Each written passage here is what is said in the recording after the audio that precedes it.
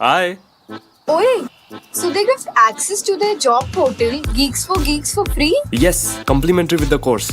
And you got your job through that? Me and 15,000 others across the world. No way!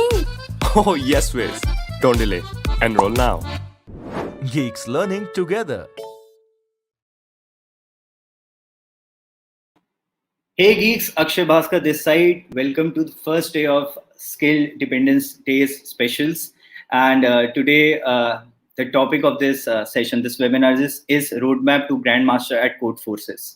So it's my pleasure to invite Joseph sir today to share about his journey, that how he became a Grandmaster and Codeforces. And he's currently pursuing his BTech and he's in his third year and he's at SSN College of Engineering, Chennai.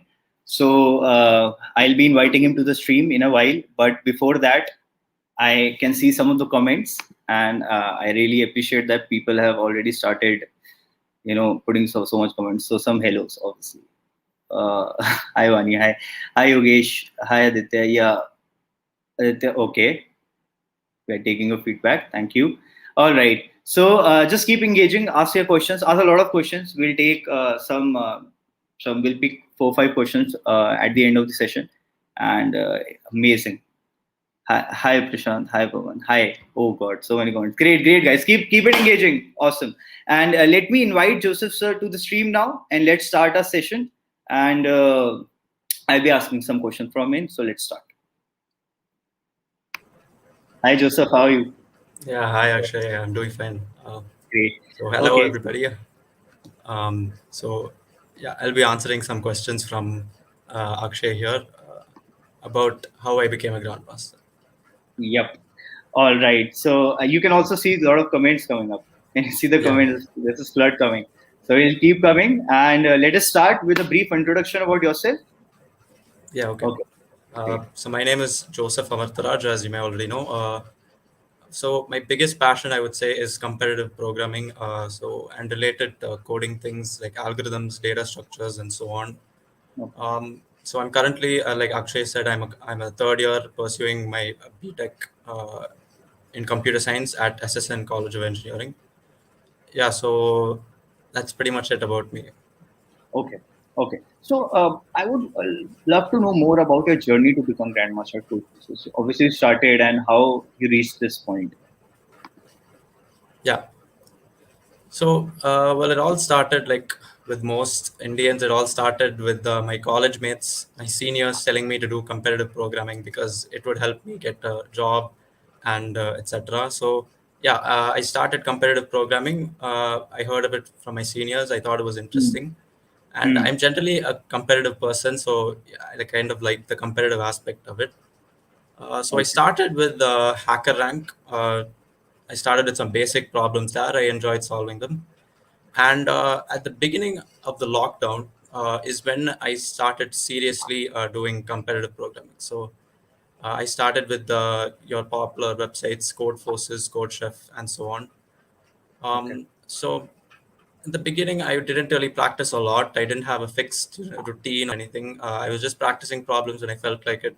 I tried to do as many contests as I could. Okay. Um, so at that point, I couldn't. I felt like I wasn't progressing much. So uh, at some point, I decided I would force myself to solve a fixed number of problems every day, and that kind of worked out. So Okay. I forced myself into this regimen. Yeah. Did you want to? Okay. Okay. Fair enough. So let's let me be specific in some questions about some topics Okay. and competitive programming. So my next Yeah. question to you is: what all topics are the most important according to you in terms of achieving this, and in general also you can tell about the career Yeah. if you. So when you start competitive programming, a lot of people think they need to know all the topics before they start, but this is common misconception. You can actually start competitive programming without any real knowledge of algorithms and data structures. You just need to know a programming language. But Okay. even then, of course, you do need to learn these concepts as you go along the way. So for a beginner, I would say the most important concepts would probably be prefix sums, binary search, Hmm. greedy algorithms, dynamic programming. and of course, your popular graph algorithms like DFS, BFS, and well, under strings there aren't a lot that you would expect a beginner to know. But yeah, these are the most important topics, I would say, for a beginner. So you straight away started practicing the question. Like, was it like that? Like you straight away started from the basic and you started Yeah, practicing on the platform.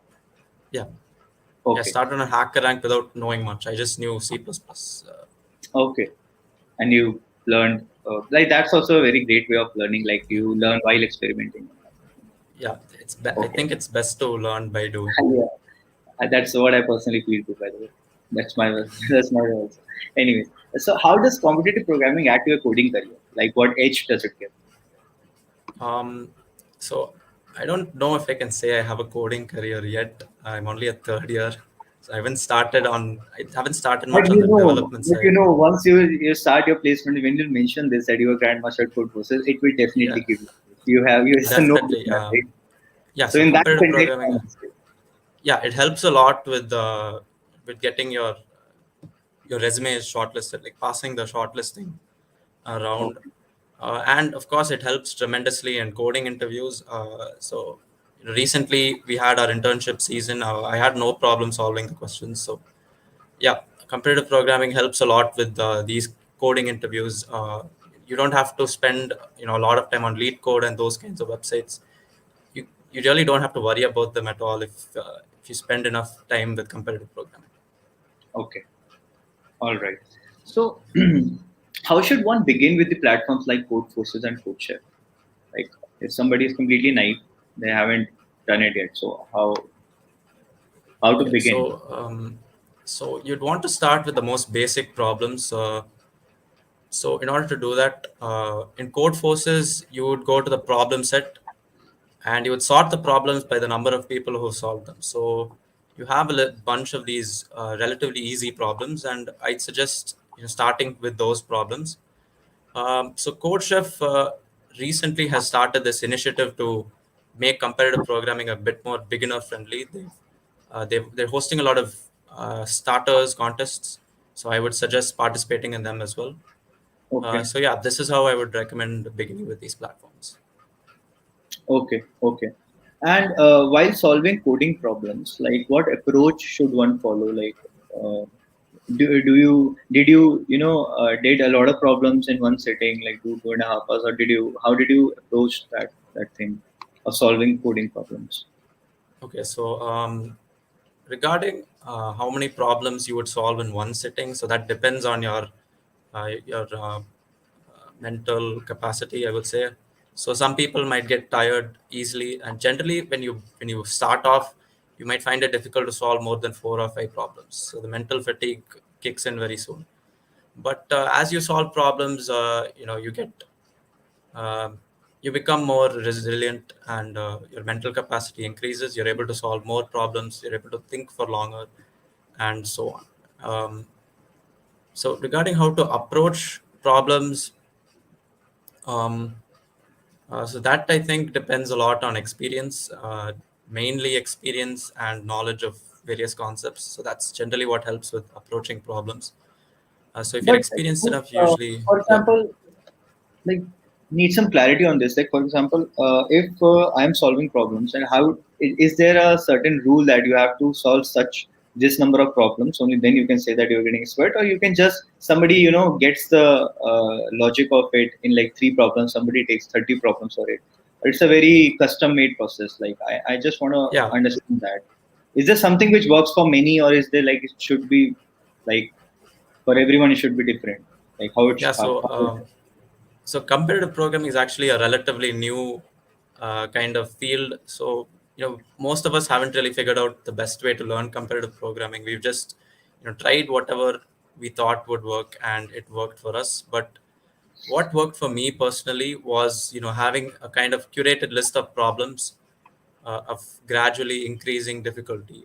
So I consistently solve those problems. So they are from a website called A2OG Ladders. So I highly recommend them for beginners.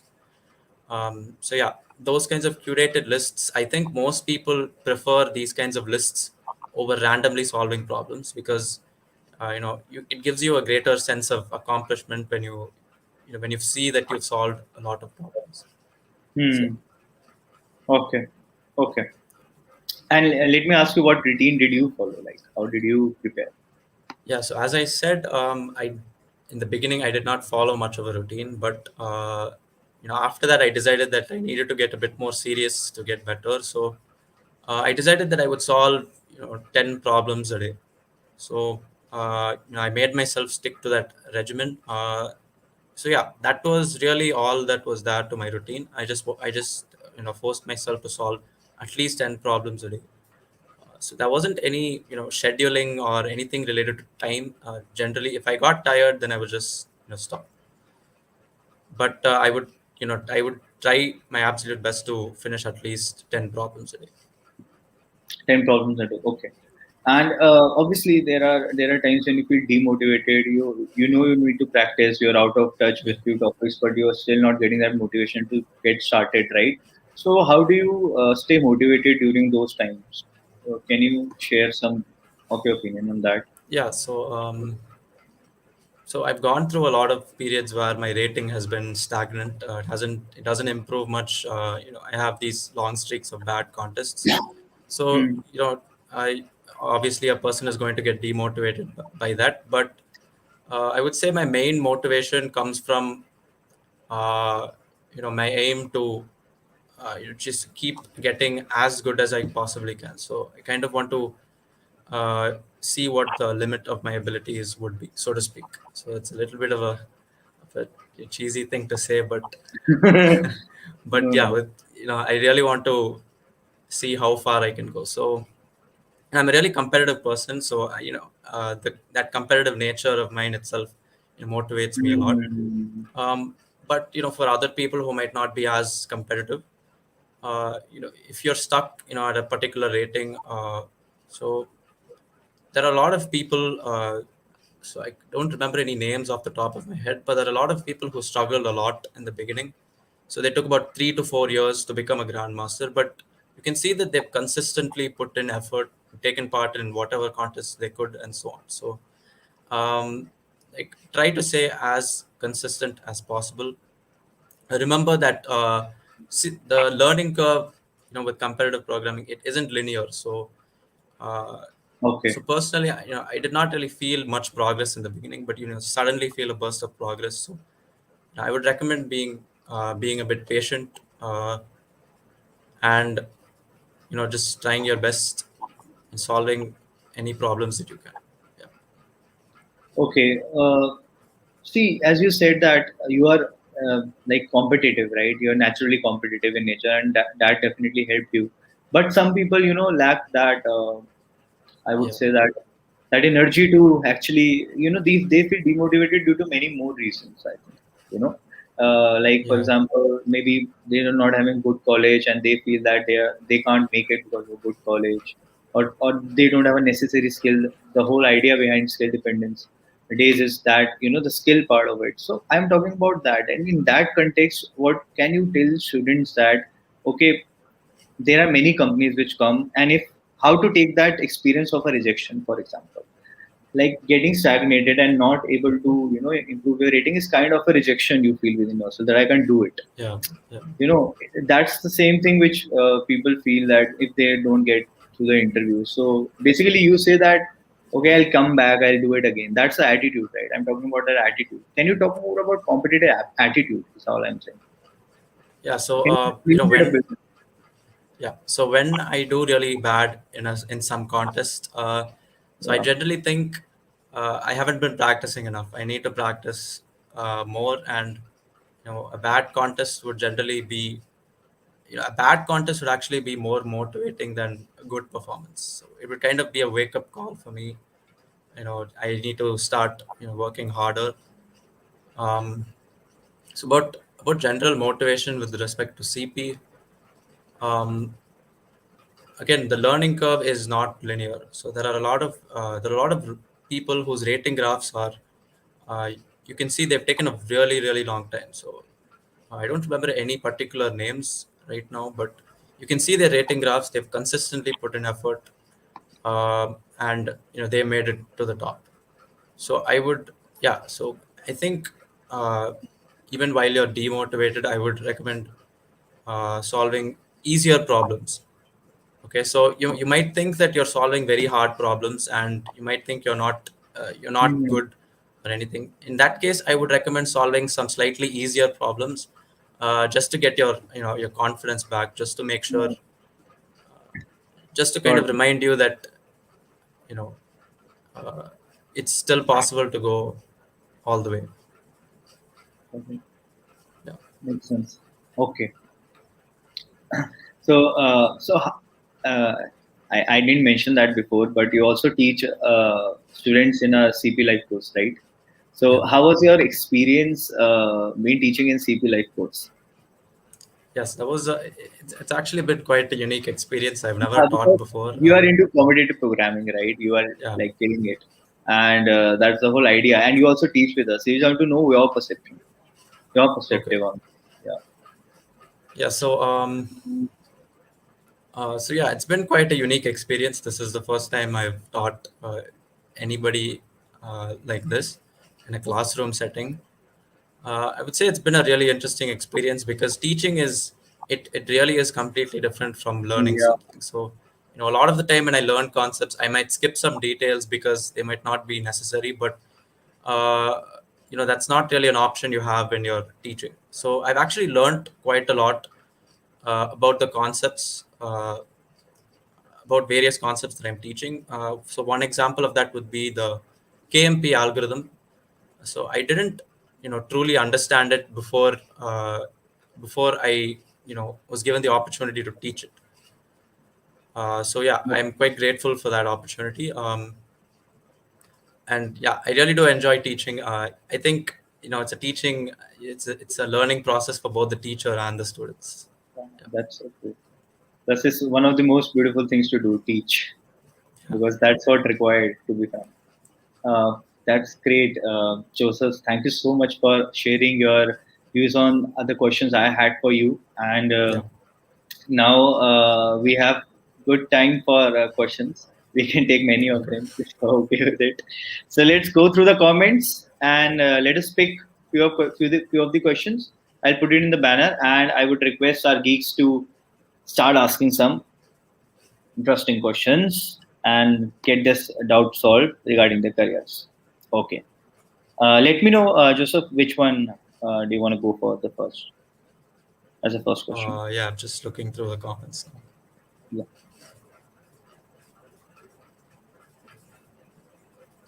Thank you, Karthik.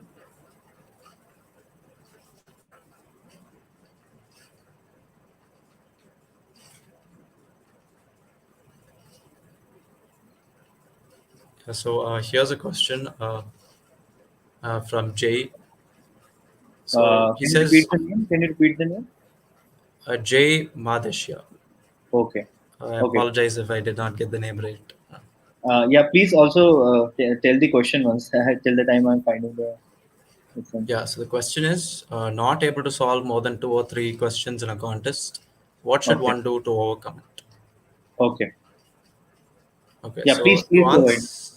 yeah, so to answer that question, so so assuming you're talking about a Div 2 contest, you have Div 2 A, B, C, D, and so on. So they have increasing difficulties. So my suggestion would be to solve those problems that you're not able to solve. So I'd recommend upsolving. So that's the name given to solving problems that you are not able to solve during a contest. So I'd highly recommend doing that. Um, and that itself could lead to a lot of improvement. And not being able to solve 2 or 3 questions, it might depend on your rating. So you just I don't recommend focusing on the number of questions you solve, at least if you're a beginner. So if you're a beginner, you want to focus on practicing as much as possible. I wouldn't recommend caring too much about rating or contest performances when you're a beginner. So once you feel like you've gotten pretty good, I think at that point you can start to worry about ratings and so on. So if you're not able to solve div2c, I would recommend solving a lot of div2cs. So in Codeforces, you have that huge problem set. You have a lot of div2cs that you can go and solve. So I recommend solving a lot of these problems. So yeah, if you're stuck at a particular level, then I'd recommend solving problems of that level. That would be my main suggestion. Okay, great. Next question, please. Just if you can tell me. Okay. Yeah. There are a lot of comments, so it takes a little time for me to find find the comments. And then.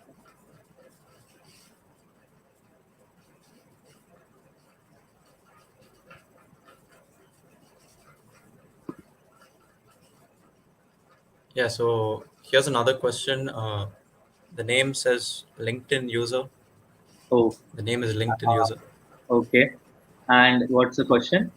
So the question is, how do I know by which data structure the given problem will be solved with the best solution? Like, should I use a linked list or a tree for a specific problem? How to decide this? That is the question. Okay, okay. Yeah, you can begin. I'm still searching because the name is also Yeah. not present. So yeah, is it in the starting of the comments? If you can help me with that, I'll find. I think it's a little bit further up. Uh, Further up. All right, all right. yeah.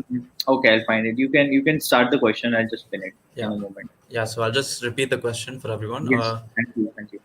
So the person's asking, which data structure would you think of while solving a problem? Which data structure or algorithm, uh, how do you choose which data structure or algorithm to use in a particular problem? So the answer to that question is again experience and practice. So I apologize if I repeat this a lot, but the experience and practice are extremely important in competitive programming. So you solve a lot of problems of a particular kind, and you get this. You kind of automatically build this intuition to spot these patterns in problems. So for example, graph algorithms might be tricky for people in the beginning. So you have these abstract problems, and all of a sudden you use a graph algorithm, out of nowhere, and you might be wondering how you came up with that. So it's all about pattern recognition. You just recognize the patterns in the problem, and you associate it with things that you've already learned. In this particular case, graphs. So yeah, if you practice a lot of problem, you'll automatically build, the intuition to approach a problem in the correct way. So I would recommend solving a lot of problems. Okay, and really sorry, audience, I couldn't find the comment. I searched a lot of times. For some reason, I can't scroll upside where you're saying the comment is. It's stopping at a certain comment. Anyways, Oh, let's pick up next question. okay. You can see all the latest comments also which are coming. Many people are asking Yeah. questions. So there's a question by This. Rohit also. Yeah, solved too many questions on LeetCode and did good running. Can we talk about this? Rohit is asking. I have solved too many questions on LeetCode and get good, and I've got good rating, ranking also on contest on LeetCode. But when I go to Codeforces, I can't get good rating. What should I do? Yeah, that's a good question. So LeetCode is actually fundamentally different from Codeforces. LeetCode is mainly caters to interview problems and in coding interviews and so on. So as a result, LeetCode mainly focuses on algorithms and data structures, while Codeforces does not necessarily focus on algorithms and data structures. Even though that's kind of the main highlight of competitive programming, Codeforces also has a lot of math in it. So websites like Codeforces, Ratcoder, so there usually is a lot of math involved in the solutions to problems. So problem solving skill. So I think it will carry over from LeetCode to Codeforces, but maybe you are a bit uh, weak with math concepts. So math is definitely very important in competitive programming. Um, but if you don't like math, that's no reason to be worried about it, because the math that is required is usually very basic. It's stuff that you would expect even an eighth grader or a ninth grader to, right? So I would say that it's because Codeforces has very mathy questions that require more math than you would usually expect on a website like LeetCode. Okay. Yeah. Okay. And one question is there. I personally feel that if you can talk about it, what do you do Yeah. when you're stuck on a tough question? Do you look at the answer, or like how do you approach that? Can we talk about it? Yeah, sure. Shanks is asking. Yeah. Yeah. So that's a good question. I think that's a question that a lot of people will have. Yeah. So it depends on what you mean by a tough question. So if the question is, too tough, like say it has a rating of 3,500 on Codeforces, then I'd recommend staying away from those kinds of problems um, because chances are, these problems are just really, really hard. So their solutions are also going to be pretty insane. So if you're stuck on a tough question, make sure that it isn't too tough for your rating.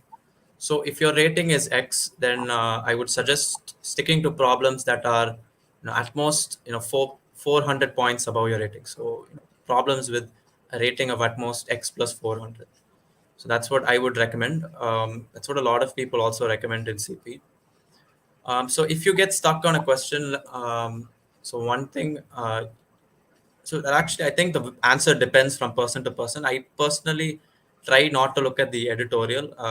If I'm not able to solve a problem, then I usually leave it, so I can come back to it later. Maybe after I might have a fresh outlook on the problem.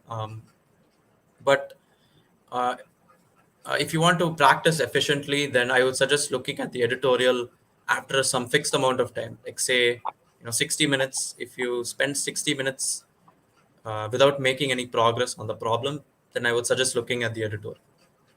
Uh, yeah, so don't hesitate to look at the answer, because when you're practicing, you're trying to get better, right? And if you want to get better, you want to look at the solutions of problems that you're not able to solve, so that in the future you will be able to solve them. Yeah, so that is my biggest suggestion. Don't be afraid to look at the answer. Okay. And So one yeah. thing I would request the geeks watching to not repeatedly post their comments again and again in the comment section, please. We have seen all the questions, but please don't put again and again. It really clutters the feed. Uh, so yeah. Yes, we Okay. saw. Great. Great. Let's pick up next question, please. Yeah. So there's a question from Vikash Kumar Singh. Which language is best for CP? Yeah. So I think the answer is undoubtedly C++, but that does not mean it is the only language for CP. So the most popular languages for CP would be C++, Java, and Python. So you generally have problems with Java and Python on problems that require a lot of input and output. So C++ actually excels at that part, at taking input and output fast. But if you're a beginner, please don't worry about your language at all. So as long as it is a language that is available for submission, just go with it. Okay, so as a beginner, you don't need to worry about your language at all. But if you're looking to do competitive programming in the long term, if you're looking to do it for the next 2 to 3 years, then I think investing some time into learning a language like C++ would definitely be worth it, because it's very frustrating to be stuck on a problem simply because of the programming language that you picked. And unfortunately, that happens to be the case for some problems. So there's not much that we can do about that. So yeah, so C++, Java, and Python, I think, would be my top picks. Yeah. Uh, all right. Just so I hope people have lots of questions. I hope we can take few more. Like, can Yeah, we yeah. give 10, 15 more minutes to this process? Because there's so many questions, and Yeah, no, we I can actually want to do. answer questions. Oh, I think, awesome. Great, great, great. Okay, so please tell me which one. okay. Okay, somebody was asking many times a question, because I am reiterating that please don't post again and again. We see to the question. So let's pick up Vinod's question. That's okay. When to start topics like DP, tree, and graph? Okay, so these are very important topics. So as a beginner, I would recommend just reading and solving problems based on them. So as a beginner, I mean a person who has solved a couple hundred basic problems. So you don't treat that as a fixed number. You don't have to solve that many problems. So okay, so how I would say this is, once you have a little bit of experience with CP, once you're familiar with the basics of the basic problem format, solving some basic problems, I would recommend starting with these topics like DP, trees, and graphs.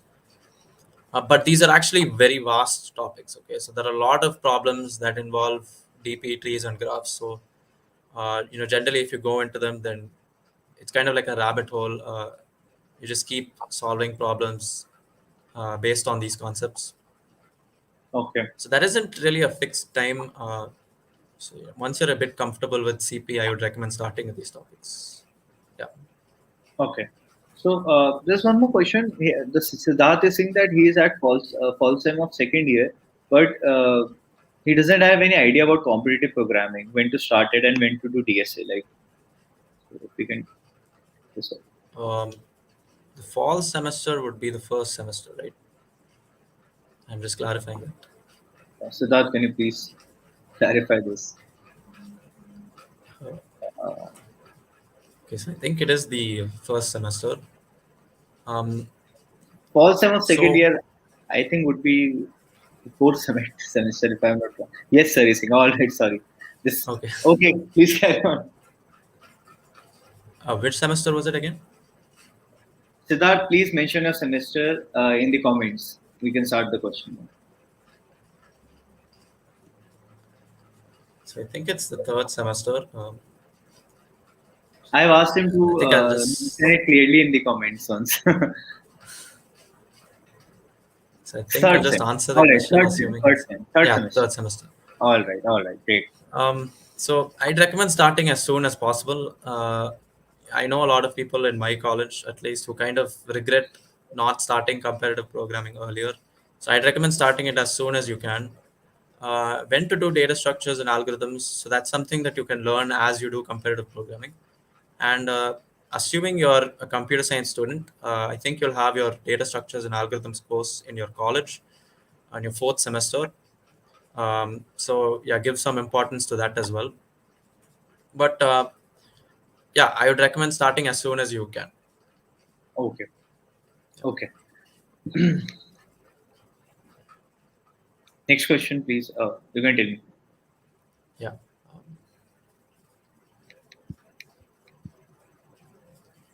So Heretic has asked, what maths topics are important from the perspective of competitive programming?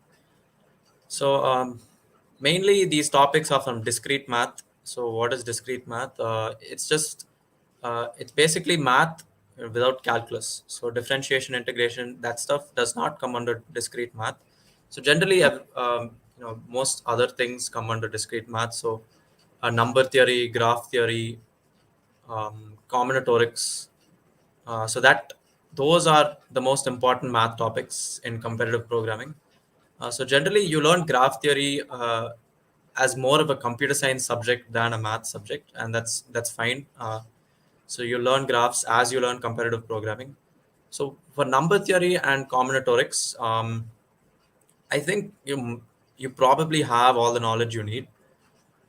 So even if you don't, remember that you learn by looking at solutions. Okay, so say you're stuck on a problem and you're looking at its solution, and it mentions some unfamiliar word. Then the best thing to do is simply to Google that word, check out what it means, um, and try to learn whatever it is, whatever concept that is. So that's generally the strategy that most people who do CP follow. So they simply Google whatever concept it is that they don't know, and they'll try to learn it. So even if you don't know these basic maths topics, there are plenty of resources on the internet to learn about these maths topics. So one of them would be brilliant.org. I don't want to look like I'm being sponsored by them or anything, but it's a really good website. They cover a lot of these math topics. Yeah. So Uh, number theory and combinatorics would be my final answer. Yeah. oh, okay. Sorry. This question, Save the is asking, is practicing CP By reading books and just doing questions under a non-competing environment more helpful than spamming competition? Um, okay, so I think doing both is necessary to really excel at competitive programming, because at the end of the day, in competitive programming, it is your contest performance that matters. So I'm talking, so this isn't from the perspective of a beginner. A beginner should focus mainly on improving the problem solving skills. But once you familiarize yourself with competitive programming a little bit, it's all about the competitions. So regardless of what problems you solve outside of competitions, so it's your contest performance that is reflected in your rating, right? Um, so I wouldn't say that doing CP by under a non-competitive environment is more helpful. Uh, so yeah, so I would say doing both is recommended. So Okay. competitions, I would say, are important even for beginners. Yeah, Okay. Okay. We can take more. yeah. Still questions are coming.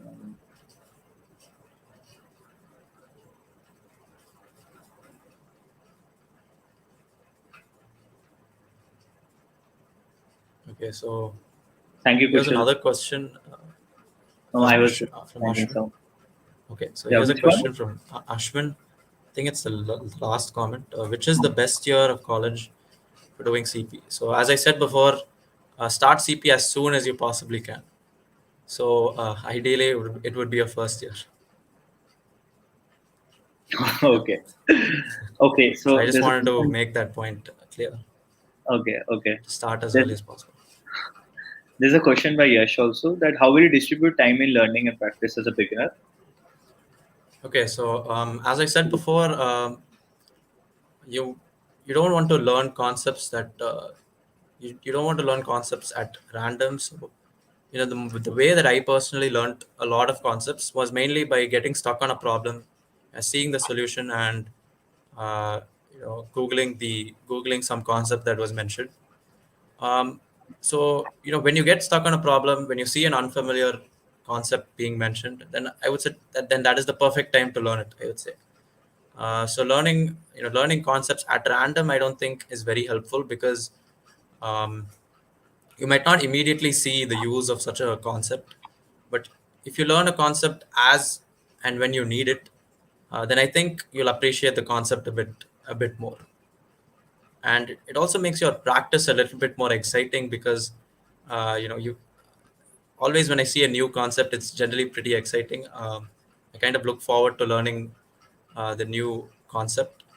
So yeah, I would recommend learning as you solve problems and as and when you encounter concepts in these problems. Okay. Yeah. Okay. Like we have five. See, to be very honest, we can go until 1 hour. So in that context, we have Yeah, I'm, like. I'm actually completely fine with going up to So 1 hour. let's do that. We have Yeah. 20 more minutes, and let's pick up more questions. And Yeah. okay, there are a lot of questions which we can address right now. Yeah.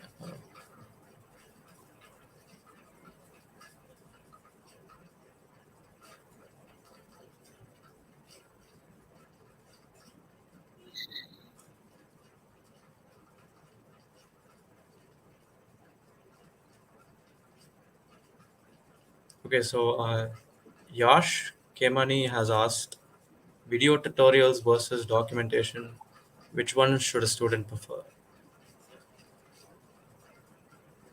Okay. Um, so I would say documentation, because video tutorials, I feel like unless you're struggling with a really hard concept, I would suggest going for the documentation. So by documentation, uh, documentation is usually a thing only in programming languages, but from the perspective of learning algorithms and data structures, I would recommend reading blog posts and articles um, over video tutorials. So I think CodeChef has this video tutorial system for each problem, but I feel like they take way too long for a single problem. So I don't think that's an efficient use of your time. So reading documentation, I would say, is more recommended unless you're having a really hard time with it. So as you read more documentation, you'll get more used to the language that is used, uh, and as you get more comfortable with that, the learning process will simply be more efficient. Makes sense. Yeah. Sure.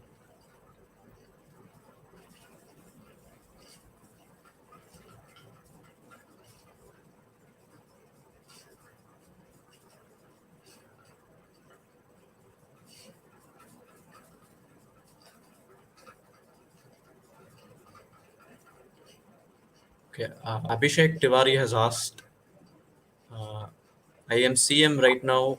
Any tips for reaching master? Can't approach 2200 plus problems consistently. Okay. Abhishek Tiwari has asked. All right. Yeah. So yeah, if you're stuck at a particular rating, then I would recommend solving problems, that are a little bit higher than that rating. So plus 100, plus 200, and so on. So those kinds of problems I would recommend solving. So reaching master, you really just need to do well in Div 2 contests. Um, so I would recommend solving, Div 2 Ds and E problems, so that you have a better chance of solving. So I think solving up to about Div 2 E will give you a good chance of becoming a master. So I would recommend solving problems of that level. Yeah. Okay.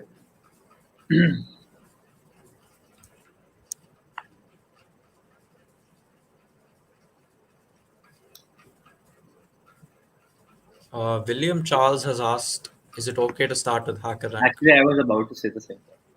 Yeah. So yeah, I personally started with HackerRank. And I think as a beginner, it's a good idea to start with HackerRank as well.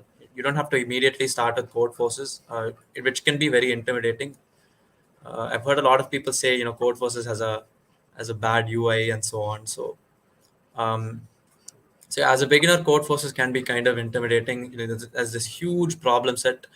Once you look at it, your head kind of goes spinning. So I'd recommend starting with HackerRank. Uh, I believe HackerRank's problem-solving section has the exact kind of problems that you would expect with competitive programming. And HackerRank is actually also a really good resource for learning programming languages as well. So it has all of these sections on programming languages. So yeah, Good. so it's definitely Uh, okay to start with HackerRank. okay. Abhishek Tiwari, please don't spam the comments. Last time I picked the comment, but now I won't be picking up comments which are uh, getting too much repetitive. Please respect that everyone else is also waiting. Please. Uh, Having said that, because you really want to know, we are picking your question, but please don't repeat this again. If you can throw some light on this, how to improve rating from 900 to 1250 or above. Okay, so to get to this rating, you would need to, I think you would need to solve div 2 A and B pretty fast. I think div 2 A and B should be your goal. So I'd recommend solving a lot of div 2 A's and B's. So again, you have your Codeforces problem set for that. So you can just filter out. Okay, I'm not sure if you can filter out the A problems by their by the lettering, but yeah, I think you'll find plenty of div 2 A's and B's to solve on Codeforces problem set. Or you could also have rating, uh, a practice focused on your rating.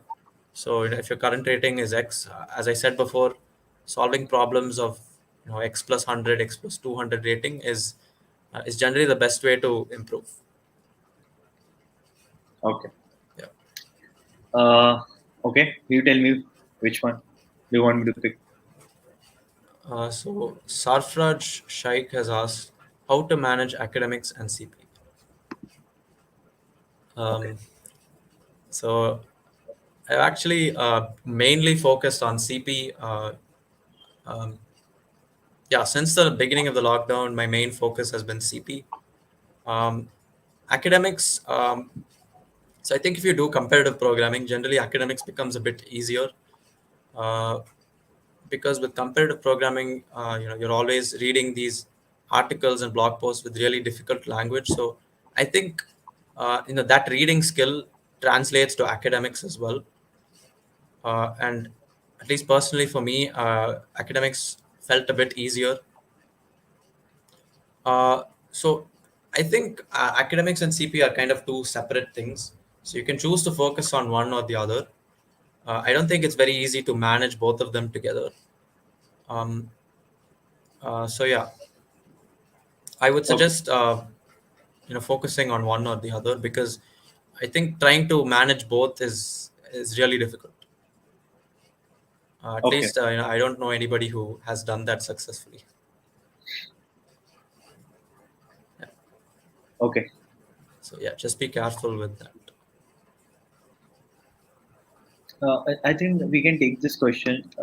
Currently, I am in fifth semester and I have some experience in DSA, but when I go to contest, I'm not able to design logic. I'm able to do brute force. So Okay. how to handle it? Yeah. So again, you want to solve a lot of problems. So designing logic, so that just comes down to being good with problem solving. So just keep in mind that competitive programming is a skill. It takes practice to get better. Okay. So just remember that you don't get better overnight. You need to consistently keep practicing, uh, and just believe in yourself that you will eventually get across this barrier that you're facing. So yeah, again, practice is the answer.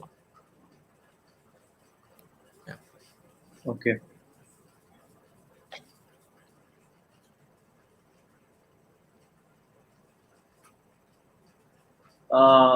Somebody is sharing has a question, but he's sharing his compensation in the comment. I would say that don't avoid doing such things, students. Please never share your compensation like this. So, any other question, please? Yeah. So Kota Tejashwani has asked, I am able to solve problems with rating 1500. Is this enough for interviews and coding rounds? Okay. Yeah. Um, so I think to excel with interviews and coding rounds, I think experience is a lot more important than skill. So what's the difference between the two? Well, skill is kind of like you can equate it to creativity. So it's not exact, but you could equate it to creativity and being able to come up with interesting logics for problems. But with interviews and coding rounds, I found the problems that they ask quite standard. So I would say experience is not, and knowledge is incredibly important. So even if your contest rating is not that high, it's possible that you may have a lot of knowledge. Right? So yeah, this is one more thing.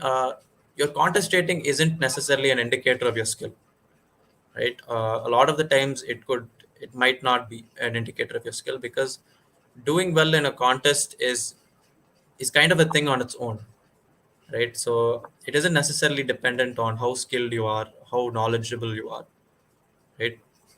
So that's kind of off topic. But yeah, for interviews and coding rounds, I would say that experience and knowledge is a lot very important. And as such, I would recommend solving problems with ratings up to 2200 if you want really good companies to if you want to get into really good companies. I would recommend like a rating of at least 2000, because they ask these standard problems that require some slightly advanced algorithms or data structures. So the problem itself isn't hard if you know the underlying concept. So that's why I say that experience and knowledge is more important than problem solving skill in these interviews and coding rounds. At least that's what my personal experience has been. Let's pick up two more questions. We Yeah, have sure. around 5 minutes. So let's pick up Yeah, for a few more questions, or maybe three. Depends. yeah.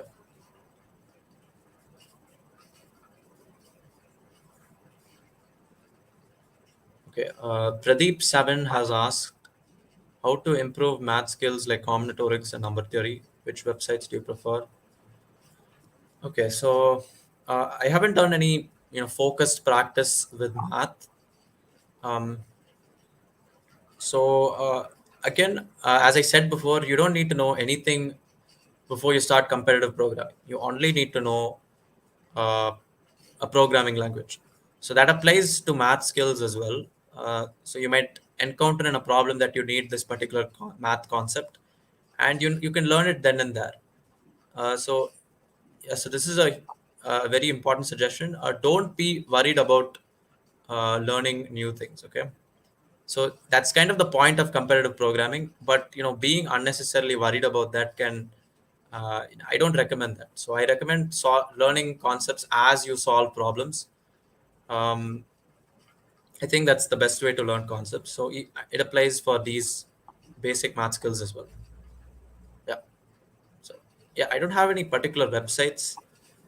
So to answer the second part of the question, I would recommend simply solving competitive programming problems. So don't be too worried about math. Uh, so it isn't necessary to do any kind of specialized practice in math. So just solve CP problems and you'll be good. Okay. Next question.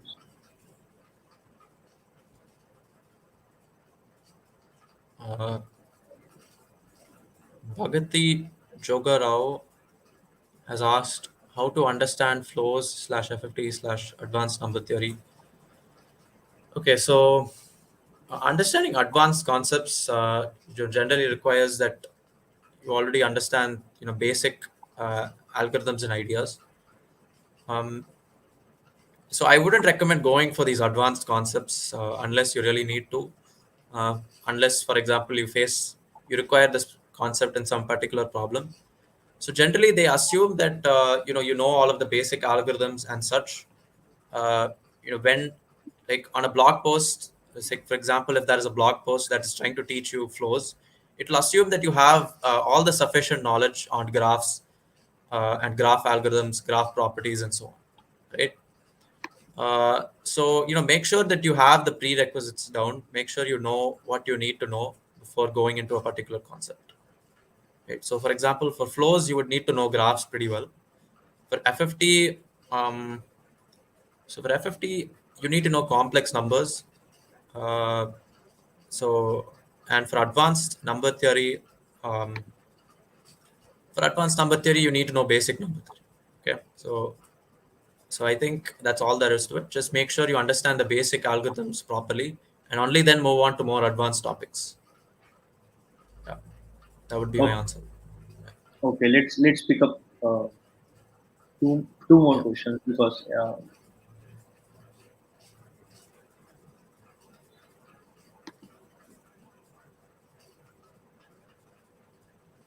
let me know which one you want me to put in the banner. Yeah, sure.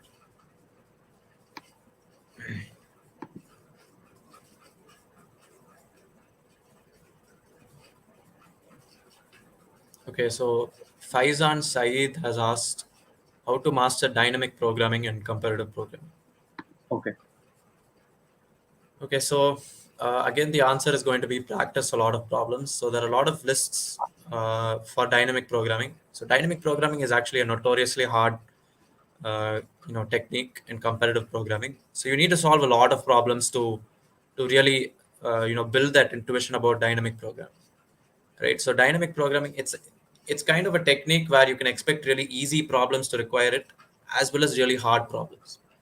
Okay, so I would recommend practicing as a lot of it.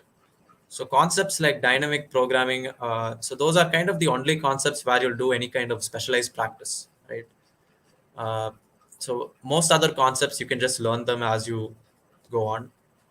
So yeah, I would recommend solving a lot of problems on dynamic programming. So in Codeforces, you can filter out problems by their tags, and you can do that, and you can practice those problems. Okay. Okay. Last question. Okay.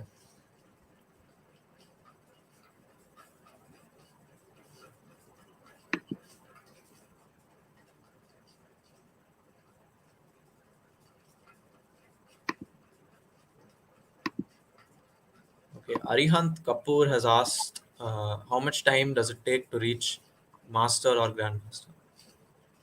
Okay, so this question will have a different answer for different people. So it takes from anywhere between 1 year and 4 to 5 years. So if your aim is to get a particular title like master or grandmaster, uh, I recommend just trying to improve your problem solving skill, right? Being too worried about ratings and titles can actually be a hindrance when you're participating in concepts. You might have this pressure that you need to solve the next problem or else you will lose rating, and so on. So I would recommend not caring too much about ratings and titles. Uh, so yeah, and also one main thing is I would recommend not comparing yourself with other people, right? So different people have different capacities, and you shouldn't unnecessarily compare yourself with other people. That can be kind of unhealthy. So even I'm guilty of it. I think most people who do CP will be guilty of it, but it's something that you shouldn't do. um, but if it gives you motivation, for example, you could have a friend, you could compare your ratings and so on if it motivates you. Okay, so if it demotivates you, then I would suggest to stop thinking about it. Try to focus on your skill more than your ratings. So as I said before, ratings aren't necessarily suggestive of your skill, right? So just keep that in mind. Okay. Joseph, if it's okay, last question. Because, Yeah, I sure, sure. promise. Last. All Yeah, right. sure.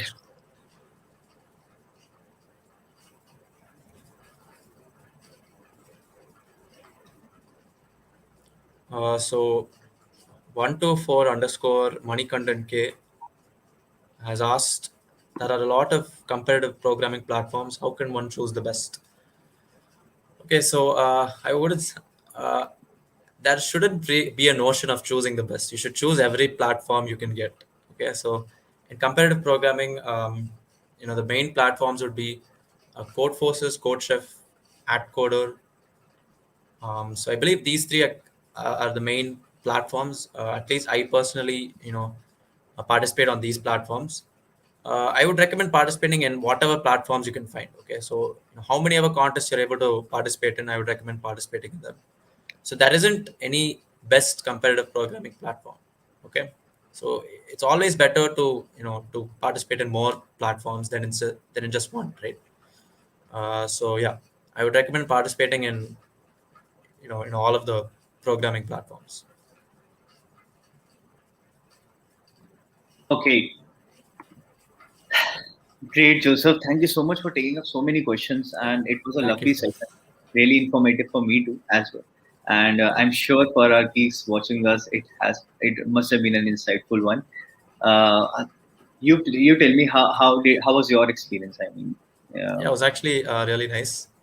okay. So a lot of these doubts, a lot of beginners have, and I can kind of understand the confusion that you might have in the beginning, like where you're supposed to start, what website should I do this in, and so on. And um, I like clearing those kinds of doubts. So that confusion can be quite demotivating, actually. So yeah, I enjoyed this session. I enjoyed answering your doubts. I hope I was able to clear as much confusion as possible, and yeah, I hope you guys will make use of this session. Yeah. Definitely, they will, and uh, I'm sure people would love to connect with you on LinkedIn and ask few doubts if they have. So your Yeah. LinkedIn URL is in the description and in the Facebook caption and LinkedIn caption. So you can expect few connection requests. So if Okay. you have time, please answer them, because there are still Yeah, many sure. more questions which we couldn't address due to the time limitation. But still, we more than average, we took a lot of questions. That's for sure. Okay. All right, Joseph. Thank you so much for joining us. And Yeah. yeah, and great man. It was Thanks. my pleasure to invite you. Really. Yeah. Thanks a lot, Akshay, for this opportunity. Yeah. Okay, Joseph. Bye. Thank you. Yeah. Bye. All right. I hope you enjoyed the session. And also, lastly, I just want to mention about contest series this Sunday. Check out the link in the description in the caption. So it's a contest where we simulate the round of a certain company and of a particular company. This Sunday it's of Oracle. So check it out, guys, and register for that. And if you have any other question, because I can see many more people are saying for question, please connect with, you can feel free to connect with Joseph and you can ask questions, and if he'll be free, he'll definitely get back to you guys. And please take care, guys, get vaccinated, stay at home. Akshay this side, and tomorrow again at 7 p.m. we are coming with second special webinar for skill dependence days, and it will be about first step to DSA, how to begin with DSA. And tomorrow afternoon 2 p.m. another live mock interview DSA series, and that's it. Great, you're welcome, Mohammed. Thank you so much for your lovely comments, and take care, guys. Bye. Thank you.